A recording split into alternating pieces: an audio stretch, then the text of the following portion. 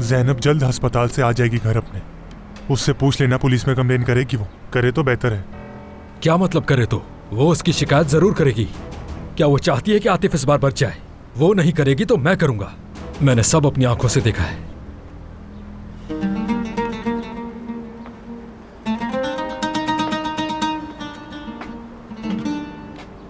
तुमने ऐसा क्यों किया? बिला वजह खुद को मुसीबत में डाला। ये जो कुछ भी हुआ सब नसरीन की वजह से हुआ। पहले मेरी गाड़ी गई और गाड़ी के साथ बहुत सारा पैसा भी। उस गाड़ी के अंदर मेरे बहुत इंपॉर्टेंट डॉक्यूमेंट्स रखे थे, वो भी चले गए। और अब ये नया मसला। तो अब तुम्हारा क्या मंसूबा है? जानते तो हो तुम, ज़ैनब का बाप किस कदर लालची इंसान है। कुछ पैसे उसे दूंगा शिकायत वापस लेने के लिए। ये ठीक होगा?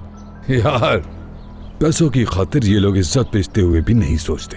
बस इनके हाथ में थोड़ी सी रकम रखो, ये सब कुछ करने को तैयार होते हैं।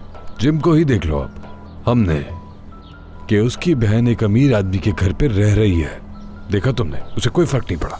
हाँ, यकीन नहीं किया। कहा कि शरीफ आदमी पे बहुतान लगा रहे हो। मुझसे ही नाराज हो गया।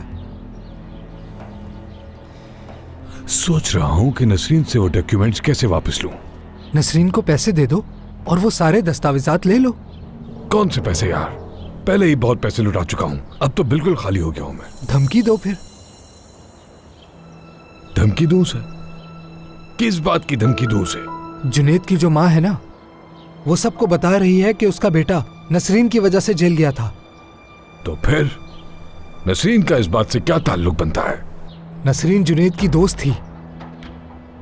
ओह, नसरीन कभी उससे हार, अंगूठिया, सोना वगैरह सब मंगवाती थी। जुनेद ने एक दिन अपनी दुकान से कीमती हार चोरी किया और वो हार जुनेद ने नसरीन को दे दिया, लेकिन नसरीन ने उसे फंसा दिया। ओह, ये लड़की तो मेरी सोच से ज्यादा चालाक है। हाँ, और तुम उससे शादी करना चाहते थे।